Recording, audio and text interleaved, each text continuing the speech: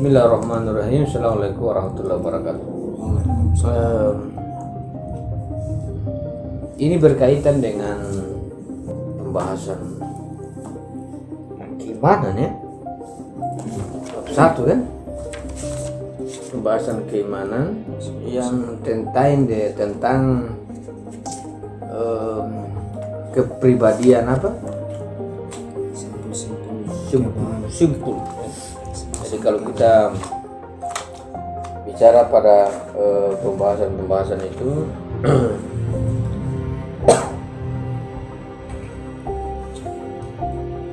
jadi ini pembahasan tentang tauhid dan emansipasi harkat manusia.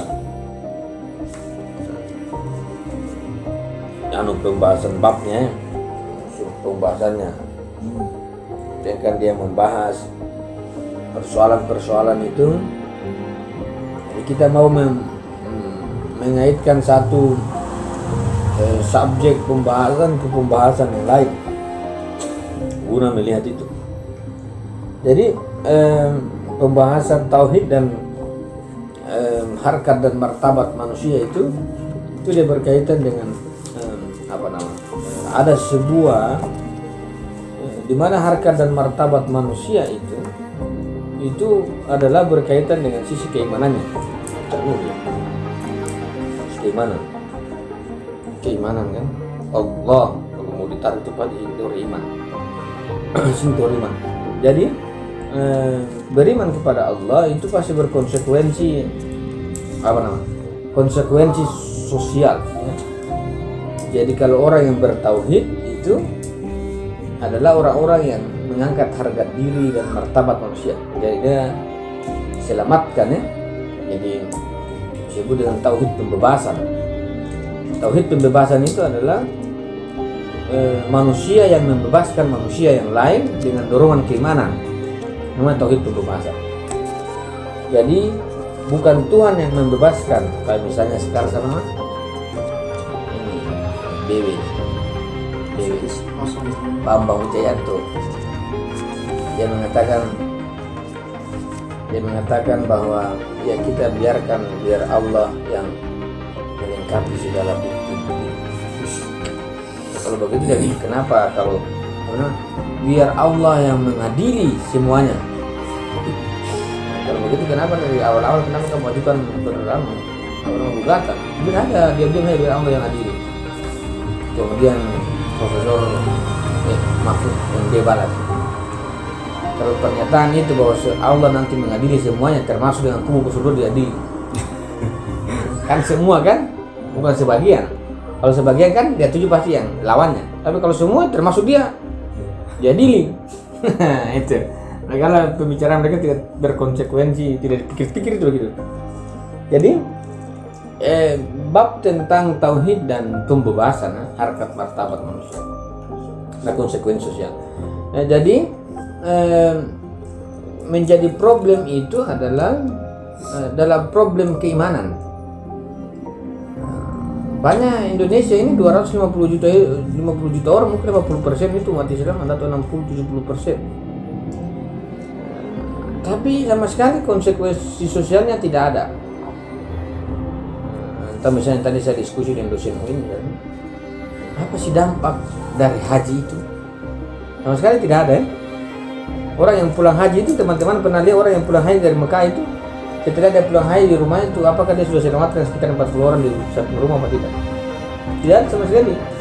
Justru haji itu menjadi status sosial, dia sendiri menjadi bangga-bangga lah. Senang kalau dipanggil ibu haji, senang kalau dipanggil bapak haji, senang itu orang Indonesia itu senang. Tapi sama sekali predikat haji itu tidak berkonsekuensi di tetangga, tidak ada.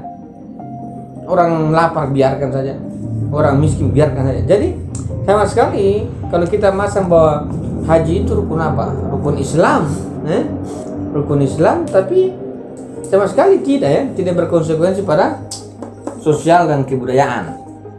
Jadi permasalahan kita adalah pada permasalahan keimanan yang tidak terkonstruksi, atau teman-teman nilai-nilai haji tidak terjiwai ya secara kesadaran. Jadi begitu saja. Karena sekarang itu kalau teman-teman lihat, orang-orang lebih senang itu berlomba-lomba umroh. Teman-teman lihat itu. Oh, jadi Mekah itu kan sudah jadi wisata spiritual. Wisata tentu baik-baik saja, kita kan tidak ada duit. Kita cuma kritik orang. Kalau nanti dikasih duit ya kita ke sana. Tapi penting sudah ada kesadaran bahwa itu titik perubahan evolusi manusia. Jadi biasanya kita keimanan yang kita yakini itu tidak menjadi sebuah karakter dalam diri kita. Apa konsekuensi keimanan menjadi karakter? Kata Janur, ada 3 elemen yang penting untuk menjadikan karakter individu dalam beragama, yaitu takwa, tawakal, dan ikhlas. Ya. Jadi takwa, saya ulangi, takwa itu karakter individu. Kalau teman-teman HMI misalnya, seorang kader itu, identitas seorang kader itu yang dimaksud. Kalau teman-teman baca identitas kader, orang bilang identitas HMI itu apa? Itu intelektual, spiritualitas, dan aktivis. Itu identitas. Jadi takwa, tawakal, dan ikhlas itu identitas. Identitas atau simpul-simpul apa? Simpul-simpul keberagaman pribadi kan? Nah, individu kan? Itu identitas itu begitu. Jadi takwa itu, dan ini adalah identitas, perlu diperjelas karakter individu. Jadi takwa itu adalah menurut Cak Nur adalah usaha sungguh-sungguh manusia, usaha sungguh-sungguh individu untuk memahami Tuhan dan mengikutinya, itu Cak Nur. Jadi saya ulangi, jadi bereview, jadi takwa itu bukanlah hal yang kita terima begitu saja. Orang jadi Allah tidak bisa menjadi satu alasan bahwa kita bertakwa. Jadi orang mengatakan saya takut sama Allah kemudian saya bertakwa, itu tidak bisa. Karena berarti Allah itu bukan menjadi pencipta, tapi dia menjadi kayak majikan, ya, menakuti orang. Kalau kamu tidak bertakwa sama saya hukum. Itu tidak bisa dalam teropong ketakwaan manusia, itu tidak bisa. Karena manusia itu harus memahami Tuhan, kemudian dia bertakwa. Jadi takwa itu adalah sebab dia tunduk sama Tuhan, bukan Tuhan adalah sebab dia bertakwa. Itu dua proposisi pernyataan yang punya konsekuensi itu beda-beda. Itu analisisnya banyak. Jadi takwa itu adalah sebab dia menyembah Tuhan, bukan Tuhan sebab dia bertakwa. Jadi takwa itu berangkat dari diri ke Tuhan, ya. Jadi kalau kita mengatakan yang saya lagi amati di MKN BW mengatakan biarkan Tuhan melengkapi bukti-bukti. Karena saya Tuhan kerja begitu, Tuhan pengacara, dan dia kan susu saja. Jadi Tuhan itu, dari Tuhan itu dia menciptakan kan dari dia mengakhiri manusia. Tuhan itu mengakhirinya manusia. Kun fayakun kan, dia mengakhiri manusia. Tapi kalau manusia dia mengakhiri di Tuhan. Secara tuh. Jadi Tuhan itu dia menciptakan, berarti dia mengakhiri di manusia. Tapi manusia itu dia harus naik ke Tuhan dulu. Tuhan baru turun. Makanya kita harus memahami Tuhan dan mengikuti. Nah, itu berarti kesadaran kita terhadap Tuhan, setelah itu baru kita bertindak. Nah, takwa itu begitu. Ittaqillah, orang-orang setiap hari Jumat itu. Ittaqillah haqqa tuqatih, begitu. Setiap hari Jumat kayak itu pengantar yang mau tidak pesantren juga hafal itu. Ittaqillah, terus bertakwa, terus dia aja bertakwa. Kita punya pertanyaan, bagaimana cara ajakan dia bertakwa, ya? Ayo segera kita bertakwa. Tapi bagaimana cara bertakwa? Bertakwa itu adalah orang yang memahami Tuhan secara sungguh-sungguh itu. Jadi Tuhan itu adalah harus berangkat dari kesadaran orang memahami dia. Itu takwa. Ketika dia memahami Tuhan baru dia tunduk. Itu namanya takwa. Bukan Tuhan kemudian dia tunduk, tidak bisa. Tuhan juga mengatakan mau kau jadi kafir terserah, apa itu? Mau jadi Yahudi terserah. Kalau terserah itu kan dari Tuhan tidak, bahasa itu sudah menegaskan bahwa ya jangan takut saya, itu kalian saja. Itu takwa ya. Takwa memahami Tuhan secara sungguh-sungguh ini Tuhan. Ada hakikat hidup yang dia pahami. Ini kan hakikat hidup. Kata Canur bahwa tujuan hidup manusia atau hakikatnya adalah liqa Allah, pertemuan. Perhatikan, pertemuan. Jadi takwa itu adalah memahami hakikat pertemuan dengan Tuhan. Memahami ya, memahami kesadaran bahwa ada kesadaran pertemuan itu. Ini kalau kesadaran surga ya lain. Tapi ini kesadaran bertemu liqa Allah. Jadi takwa itu adalah orang-orang yang menyadari kesadaran akan adanya pertemuan. Hakikat hidup begitu. Jadi apa gunanya kamu hidup? Ya saya mau berjumpa dengan Tuhan, itu hakikat ya. Kalau mencari surga itu kata Canur apa? Itu biasa saya lah cari surga. Kalau cari surga itu saya kasih tahu kalian, kalau dari hewan binatang itu tidak cari surga dan masuk surga. Kapan itu kambing diadili? Tidak. Kambing tidak pernah diadili tapi masuk surga itu. Kambing, kucing masuk surga. Ada surga itu tempat binatang-binatang. Karena dia berdosa kan? Yang tidak berdosa masuk surga. Kucing tidak berdosa. Mau dia berzina di jalan-jalan tidak berdosa.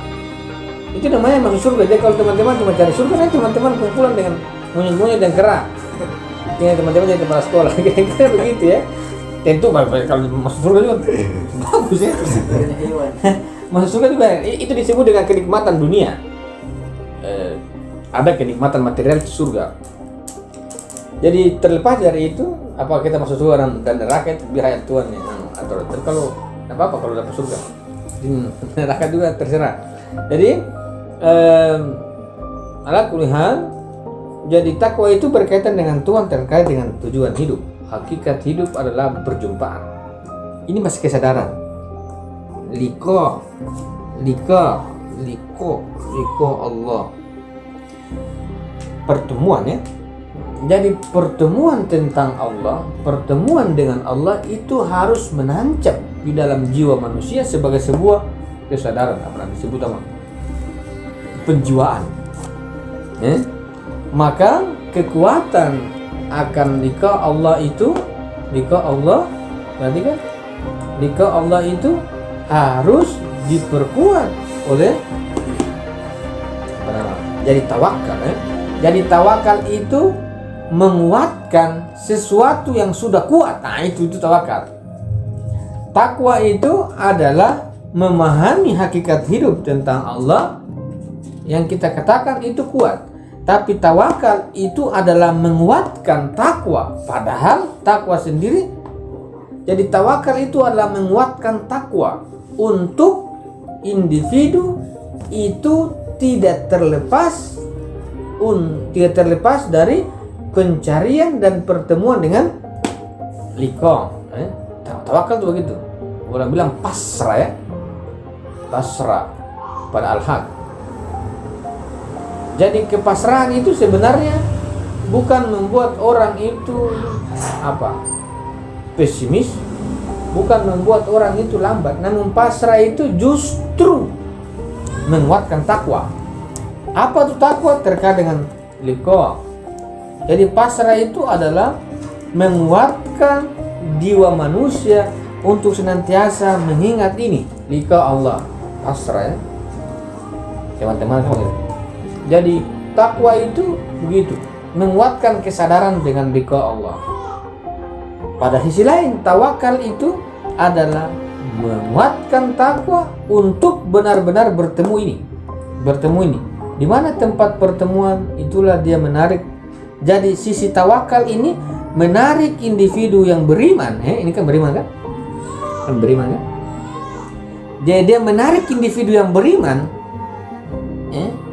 Individu yang bertakwa. Jadi tawakal itu adalah dia menarik individu yang bertakwa sebagai sebuah kepasrahan kepada al-haq untuk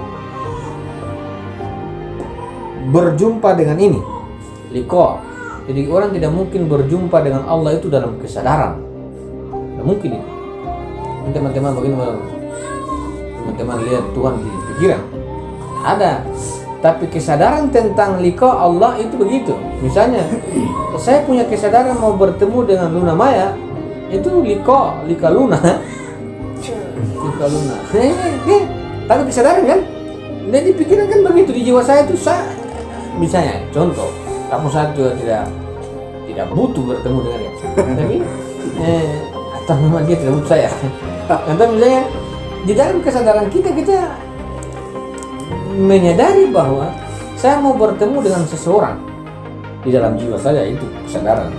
Tapi bukan pertemuan namanya, itu namanya kesadaran tentang pertemuan. Kalau kesadaran tentang pertemuan berarti ada objek yang ditemui. Tidak mungkin objek yang kita temui itu di jiwa, pasti di realitas. Nah, jadi liqa Allah itu adalah pertemuan ketarangnya di realitas. Temu dengan Allah itu di sini. Kesadaran di luar ya. Jadi itulah adalah fungsi tawakal. Jadi tawakal itu adalah menarik kesadaran manusia untuk bertemu dengan apa yang dia sadari.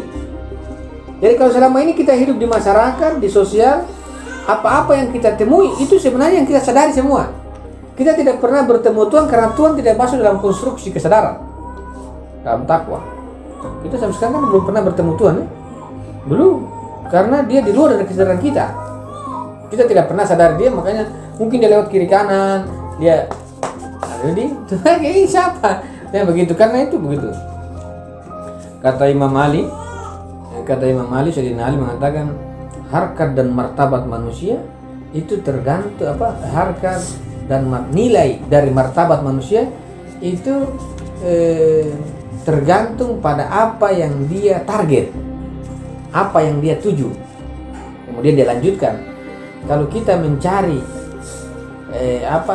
kalau kita hanya mencari isi perut, maka nilai manusia itu apa yang keluar dari isi perut. Itu Imam Ali. Jadi yang kita tuju duit itu kita itu bahasanya. Kalau kata Mutahari, bahwa apa-apa yang kita cari itu akan merubah jiwa kita dan jiwa kita akan menjadi yang kita cari. Jadi kalau kita cari duit misalnya, nanti jiwa kita itu berubah menjadi duit. Jadi apa yang kita cari itu kita, gitu. Nilai dari manusia itu. Jadi kata Imam Ali, kalau manusia itu carinya isi perut, itu dia tidak melebihi dari apa yang ada dalam perut. Nah itu kotoran kan, kotoran. Jadi kalau kita punya orientasi ketakwaan itu adalah liqa Allah sebagai sebuah target dan sasaran hidup manusia yang kemudian dikuatkan oleh takwa. Tawakal itu kan pasrah ya, hanya al-haq. Jadi dalam diri kesadaran manusia itu cuma satu saja, al-haq. Kata Allah dalam firman-Nya, saya tidak menciptakan dua, ada bahasa dalam Al-Quran, saya kutip, saya tidak menciptakan dua hati di dalam dua dada. Yang dia ciptakan cuma satu dada dan satu hati, bahasanya kan dada itu hati. Saya hanya menciptakan satu cinta di dalam satu hati. Iya. Enggak begitu. Dia tidak menciptakan dua. Dia tidak menciptakan dua cinta di dalam di dalam satu hati. Tapi dia menciptakan itu satu cinta di dalam satu hati. Ya, satu hati itu kenapa Allah hanya menciptakan satu hati, satu cinta dalam satu hati? Karena dia menginginkan bahwa manusia hanya mau satu-satunya, hanya ingat dia saja.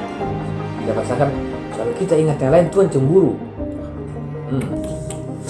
Karena dia menciptakan hanya satu cinta di dalam satu hati. Kalau kita sampai berani mengingat selain dia, maka di situ dia kecewa. Bahasa kasarnya begitu. Ini cuma satu. Kalau memasukkan yang lain itu pasti bergeser. Asyhadu an la ilaha illallah, tidak ada Tuhan selain Allah, itu kan apa? Tolak ya. Jadi cuma satu saja. Tapi kalau masih ada dua, hati kita sudah berani ya, kita sudah lancang mengotori cinta dia terhadap kita. Sehingga kita tidak pernah cinta Tuhan itu karena mungkin sudah terlalu banyak masuk. masuk dulu, ada Tuhan di luar dulu, Tuhan tampil dulu, saya masih yang lain dulu. Kayak begitu. Maksud kasarnya. Sehingga Allah mengatakan kalau kamu lupa diri, jadi kalau kita lupa dia, maka dia akan membuat kita lupa diri. Siapa yang tidak mengenal dirinya, dia akan tidak mengenal Tuhan. Nah, kan dia putar begitu. Tapi kalau kita tidak mengenal Tuhan, kalau kita melupakan Tuhan, Tuhan tidak membuat bahwa kita lupa dia, tapi Tuhan membuat kita lupa diri kita. Karena di diri kita itu titik kita akan mengenal Tuhan. Dan terima takwa. Takwa itu begitu, maksudnya begini. Maka tawakal sebagai sebuah konsekuensi dari takwa dalam keimanannya, itu menarik orang harus bertemu liqa Allah di sini. Namun dalam titik, jadi takwa itu adalah kesadaran untuk berjumpa liqa, tawakal itu menguatkan manusia untuk berjumpa. Namun keikhlasan itu adalah ruang awal masuk sosial, maka ikhlas itu adalah jalan orang berjumpa. Nah, jadi dengan cara apa orang berjumpa dengan Tuhan? Ikhlas. Ikhlas itu apa? Ikhlas sudah tidak, dia tidak membutuhkan apa-apa. Satu-satunya kebutuhan dalam keikhlasan adalah berjumpa dengan Tuhan. Nah, jadi dia hanya membuka ruang keikhlasan.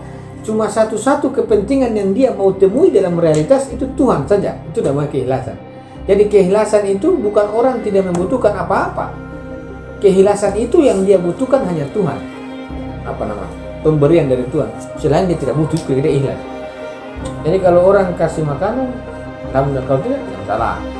Orang-orang ikhlas begitu. Tapi yang paling tinggi keikhlasannya adalah dia hanya menginginkan sesuatu yang diberikan oleh Tuhan. Dan salah satu yang mau dia temui dalam keikhlasan itu ini, liqa, perjumpaan dengan Tuhan. Ikhlas saja, ikhlas begitu.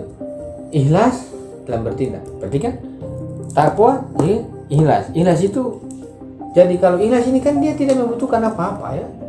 Jadi orang masuk sosial itu harus masuk dalam keikhlasan. Nah, kalau dalam bahasa Marxis, masyarakat tanpa kelas itu ikhlas. Dasarnya masyarakat tanpa kelas itu ikhlas.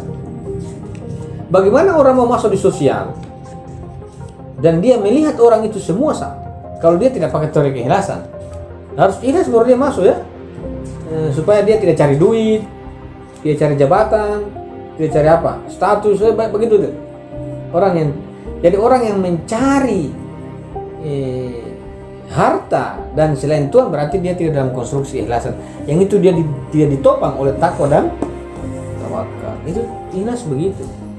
Jadi ikhlas itu adalah ruang kosong diri manusia yang tersisa hanya Tuhan, sehingga dalam etase, dalam kebudayaan dan sosial itu memang mencari ridha Allah, kata Cak Nur kan, mencari ridha Allah ya.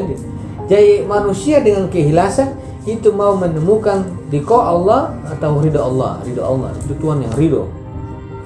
Bukan kita mengatakan Tuhan saya ridho Allah itu kan liqa. Kalau Wisnu mengatakan saya mendapatkan ridho Tuhan, itu kan Wisnu yang bilang. Tapi kalau ridho Allah, Tuhan yang mengatakan saya meridhoimu. Kalau kita minta izin sama orang tua, saya mau kawin, iya saya ridho. Dan kalau tidak, saya sudah dapat izin dari orang tua, itu kan baru kita, spekulasi kita. Tapi ridho Allah itu Tuhan yang kasih ridho. Jadi tidak mungkin ridho Allah itu kita teriak-teriak, saya sudah dapat ridho, tidak mungkin. Karena Tuhan itu bertemu dengan orang yang layak, dan dia mendapatkan ridho itu cuma dia dan Tuhan yang tahu. Kalau ada orang mengatakan saya dapat ridho, berarti itu bukan Tuhan yang kasih, pasti kiainya berarti. Bukan kiai, ustadz atau siapa yang kasih buatan-buatan. Ikhlas ya. Jadi ikhlas. Apa itu ikhlas? Qulullahu ahad, katakanlah Tuhan itu esa, dia tidak beranak. Begitu. Itu ikhlasan. Namun dalam ruang keikhlasan berarti kan ikhlas itu adalah jalan orang berjumpa dengan Tuhan dalam teori sosial realitas. Namun salah satu jalan orang bisa berjumpa, salah satu bukti bahwa dia ikhlas, dia harus menyembah Tuhan. Orang ikhlas itu kan menyembah Tuhan ya. Dan itu adalah teori ibadah. Ibadah itu adalah perbuatan orang-orang yang ikhlas. Ibadah. Jadi ibadah itu adalah penyembahan terhadap Allah di realitas. Tapi dia sudah didahului oleh ikhlas, maka ibadah itu adalah keikhlasan. keikhlasan ya, perbuatan orang-orang yang ikhlas. Jadi tidak mungkin dia Allahu Akbar itu cari surga, tidak, kan dia masuk di sentral ini. Itu kira-kira ibadah, ritualitas ya, ritual. Jadi orang di realitas itu harus ibadah, kuat itu. Mencari ridho Allah itu kan, orang seringkali mengatakan mencari ridho Allah. Kalau kita mencari ridho Allah berarti kita harus mendapatkan siapa yang pemberi ridho, kan begitu. Tidak mungkin kita mencari ridho Allah kalau kita tidak, misalnya kalau saya mau mencari kunci motor, saya mau mencari kunci motor misalnya. Berarti kalau dia kalau saya mau mencari buku si A, tapi tidak mungkin dia cari buku si A, dia harus cari orang dulu, baru orang itu kasih. Misalnya saya mau cari buku Islam Doktrin punya si A, dia tidak mungkin langsung cari Islam Doktrin karena pengarangnya itu yang si A punya kan. Jadi dia harus pasti bertemu si A baru dia dapat buku Islam Doktrinnya. Jadi kalau mencari ridha Allah itu bukan semata-mata orang begitu teori mana. Kalau mencari ridha Allah pasti dia cari Allah dulu baru Allah meridahinya, itu namanya ridha Allah. Kalau kita tidak bertemu Tuhan, kita pastikan dari mana dapat ridha Allah. Akan itu kan jadi masalah itu. Menjadi masalah di situ. Karena masalah dia Nabi, itu menjadi masalah. Pengalaman Nabi enak, Nabi ridha saya lah, selesai. Nah, ada Nabi kan menjadi satu bersama tuh sangat nama Rasul mengatakan kita mencari ridha Allah. Yang paling realistis itu mencari Allah. Ridho itu kan hanya akibat dari Allah saja. Jangan sampai kita mengatakan saya dapat ridho, tapi Tuhan kalian belum dapat, dari mana? Nanti jangan-jangan ridho itu dari mana? Yang ada dari Roma. Itu kan sangat umum ya.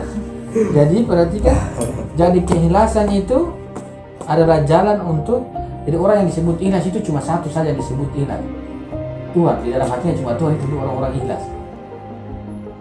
Qul huwallahu ahad, katakanlah dia Esa itu orang ikhlas. Esa itu cuma satu, katakanlah dia Esa itu cuma satu. Perkataan kita cuma satu Tuhan saja, itu namanya orang ikhlas.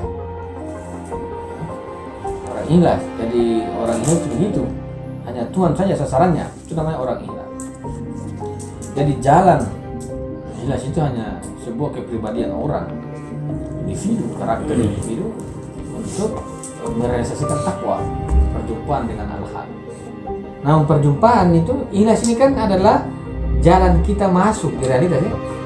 Adalah orang ikhlas baru bertindak. Tapi bertindak itu harus bernilai ibadah. Segala sesuatu itu dikaitkan dengan Tuhan disebut dengan ibadah. Maka ibadah itu adalah pekerjaan orang-orang yang ikhlas. Bukan hanya Allah Akbar, pekerjaan orang-orang ini itu ibadah. Satu yang paling tinggi biasanya itu kan salat ya. Karena orang ikhlas itu dia harus menjadi hamba. Kalau sudah ikhlas dia menjadi hamba, itu ibadah. Nah, ibadah itu kemudian dari ibadah itu baru semua bernilai ibadah, itu ibadah. Puja, semua namanya kan ikhlas begitu, semua dipersembahkan oleh Tuhan. Puja ibadah, semua salat ibadah, semua minum air harus ibadah dalam bentuk ibadah, makan dalam bentuk ibadah, begitu. Ini ibadah. Jadi ibadah adalah jalan pekerjaan orang-orang ikhlas, tujuannya bertemu dengan Al-Haq. Mencari ridho Tuhan itu sulit. Apa ukuran kita mendapat ridho Tuhan itu tidak ada yang tahu. Yang tahu bahwa kita dapat ridho cuma Tuhan yang tahu. Tidak ada yang tahu. Saya ini sudah dekat Tuhan, saya sudah dekat mau dapat ridho, tidak ada begitu, kalian begitu. Jadi tugas kita apa? Tugas kita itu beribadah terus. Aktivitas semua dalam ibadah ya. Ibadah terus untuk mendapatkan itu. Salah satunya kunci ibadah pasti diletakkan dalam teori apa sih? Ada apa teori sholat apa gitu? Dalam teori sholat, saya kira itu ibadah, bahasa umumnya itu ibadah ya. Karena di NTB kan dia taruh sholat kan? Dia taruh sholat sebagai sebuah pendidikan yang kontinu, ibadah kemudian taruh sholat di sini kan. Jadi ada teori ibadah. Ibadah itu adalah institusi ya, ritual ya. Jadi orang ikhlas itu harus ibadah itu ritualitas itu. Ritual, sholat itu ritual, puasa itu kan ritual kan. Itu namanya ibadah semua. Tapi beribadah itu satu-satunya berarti dia mau masuk di lingkaran ini. Iko Allah berarti ibadah itu satu, dia harus menghilangkan semua. Jadi kalau kita mengatakan bahwa ikhlas itu satu-satunya cuma dalam dirinya cuma itu, cuma apa? Cuma al-haq. Maka ibadah itu adalah pekerjaan orang-orang ikhlas yang dimana tujuan ibadah adalah bertemu dengan al-haq. Satu sisi tujuannya pada saat bersamaan ibadah itu adalah tujuan ibadah adalah bertemu dengan al-haq. Pada sisi yang lain ibadah juga itu sebagai penjaga hati kita agar memang dalam hati cuma satu saja, itu ibadah. Jadi kalau ada orang beribadah di dalam hatinya masih ada dua selain Tuhan, berarti saya kurang tahu dia konstruksi mana. Karena konstruksi ibadah itu kan setelah ikhlas, berarti sebenarnya orang menjalankan ritual itu hanya mau menjaga posisi jiwanya kan, agar tetap stabil. Orang ibadah itu orang-orang yang stabil. Nah itu kira-kira makanya seringkali diingatkan, dipertegaskan, inna salata tanha 'anil fahsya'i wal munkar. Sesungguhnya salat itu mencegah. Jadi salat itu dia mencegah, dia awal.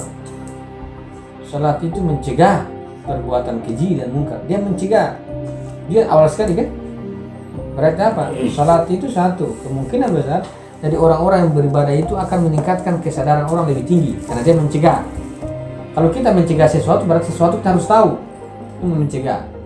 Jadi kalau salat itu mencegah perbuatan keji dan munkar, berarti ibadah itu meningkatkan kesadaran orang untuk melihat segala realitas bahwa dia akan mengetahui mana baik mana buruk. Itu satu. Yang kedua, ibadah itu meningkatkan sensitivitas orang untuk melihat mana yang baik dan mana yang buruk. Itu ibadah. Makanya kata Imam Ali, Sayyidina Ali mengatakan ibadah itu seperti kolam yang mengalir di dalam rumah orang. Dia mandi 5 kali sehari, maka bagaimana mungkin dia tidak bersih? Nah itu. Jadi kalau orang beribadah itu dia mandi 5 kali kan, waktu sholat zuhur apa semua kan, namanya mandi. Berarti dia harus bersih. Nah, orang mandi 2 kali sehari juga bersih, apalagi 5 kali sehari. Kalau ada yang tidak bersih berarti itu lain. Mungkin sabunnya tidak ada, shampoo-nya tidak ada, airnya mungkin berulang-ulang. Itu perlu kritik. Nah, itu kan ibadah. Ini institusi yang tidak bisa ditinggalkan. Karena kalau ini ditinggalkan ritual ditinggalkan atau dikatakan bahasanya itu tradisi ditinggalkan di sini. Itu karena dia penghubung masuk di sini kan. Itu pasti tidak ada orang-orang ikhlas, tidak ada. Orang-orang ikhlas itu harus dijaga oleh tradisi. Ibadah itu cara menjaganya, menjaga jiwanya supaya terkonsumsi. Jadi orang yang melakukan ritual itu pasti dirinya akan bertemu dengan yang itu, pertemuan fisik. Jadi kalau orang menemukan Tuhan, dia tidak mungkin kriteria dengan satu sama. Dan itu konsekuensinya ini. Konsekuensinya apa? Akan terjadi perubahan besar di masyarakat. Kalau kata orang-orang haji ini, dia dapat dia tidak bertemu Tuhan sana. Karena pulang juga biasa-biasanya orang yang di tetangga rumah juga biasa-biasa. Dia kalau dia dipanggil Pak Haji dia marah. Sampai orang terus mengundang bapak ini. Salah, harus ada haji. Kan bahaya sekali. Maka haji juga mau dipasang. Jadi haji kan apa? Tamu Tuhan kan. Berarti sebenarnya sudah bertemu. Tapi kan kemarin sama-sama saja orang haji. Bahkan periode haji yang paling banyak yang haji kan Indonesia. Tapi Indonesia begini-begini saja. Bahkan yang paling banyak korupsi orang Islam juga. Nah, kira-kira berarti ada otokritik dalam struktur keberagaman kita. Orang beragama itu satu hal, tapi kita harus melihat dan ada teori keikhlasan, ibadah. Ibadah itu ada orang-orang yang ikhlas. Kita ini salat asar juga sudah setengah mati kan? Itu salat subuh saja, emosi sekali. Dengan azan, aduh malas. Itu kan berarti kita tidak didorong oleh ini keikhlasan. Keikhlasan itu tidak didorong oleh takwa, hanya tawakal. Terputus-putus itu. Makanya orang azan subuh lama sekali. Orang azan subuh kenapa sudah cepat sekali. Orang azan maghrib kenapa lagi itu kan begitu. Makanya ada orang-orang yang ikhlas begitu. Ya, kalau Imam Khomeini itu jam 11:30 itu salat setengah 12 jam 12 salat zuhur. Dia jam 10 dia sudah mandi pakai parfum sambil tunggu di sebelah. Nah itu orang-orang Inggris begitu, menyambut itu ibadah itu dia sambut. Karena apa? Karena ibadah sebentar menjaga dia kan. Inna sholata tanha. Berarti ibadah itu yang jaga orang itu. Nah kira-kira begitu. Orang-orang Inggris itu begitu. Ini kita ini, masih 1 jam, belum, masih lama ini kok. Ajan lagi, belum kamat. Pas orang kamat masih bisa 1 rakaat. Sampai orang sudah selesai sholat. Sama di rumah. Sama di rumah terakhir. Setelah terjadi, kayaknya harus ganti sholat dulu. Selalu ada alasan. Orang-orang ini sih begitu. Karena dia masuk di teori liqa Allah. Perjumpaan pasti dia lebih aktif. Kalau perjumpaan yang itu pasti dia cari. Nah kalau perjumpaan yang dikasih siapa yang tidak aktif kan? Kalau sudah lama berpisah. Tapi kalau dia mau pasti dia sangat aktif. Tidak ada yang orang mengatakan tidak tidak aktif, pasti dia aktif. Makanya kata Canur, orang-orang yang pasrah takwa itu pasti bermakna progresif kan? Progresif. Yang kenapa kita yang tidak progresif? Karena mungkin terlalu banyak sasaran. Kalau sasaran cuma satu pasti progresif. Nah satu-satunya sasaran cuma ada hak. Itu di sini. Hak. Mainannya di situ. Jadi Tuhan itu berada di balik sosial, bukan di tengah. Dia di balik sosial. Dia di balik berarti kita harus sosial baru ketemu dia begitu. Kalau dia awal sosial berarti dia sudah nampak-nampak, tidak usah lagi rubah masyarakat. Dia di balik. Kita harus merubah dalam ketidakadilan. Saya kira itu nanti saya bahas di minggu rekonstruksi ini. Ini ibadah ini. Saya mau separasi tips, tapi kita elaborasi saja. Itu pendalamannya banyak hukum. Atau hari juga menulis dari ibadah. Kalau Jawa dahulu juga menulis rahasia-rahasia ibadah. Kalau Bakir Sada menulis epistemologi, Mutahari menulis epistemologi. Tapi kalau Jawa Diamuli dia menulis irfannya ibadah, tasawufnya ibadah. Atau Imam Khomeini salat ahli ma'rifat. Kalau Jawa Diamuli menulis rahasia-rahasia ibadah itu lebih gila. Kita baca kita merinding saya merinding baca. Merinding orang baca itu. Orang yang salat awal akhir waktu itu nanti yang naik bayangan-bayangan kita. Itu bayangan-bayangan kita naik. Jadi bukan hal yang putih, hal yang kita naik. Itu ragukan itu bayangan kan? Kalau orang punya penyingkapan itu. Itu kira-kira ibadah. Jadi ibadah itu satu hal yang ditekankan dalam dunia Islam yang membedakan dia dengan yang lain. Membedakan dia dengan teori-teori asketis, membedakan dia dengan teori-teori rahib itu begitu. Dengan teori ibadah itu kan teori itu sama dengan teori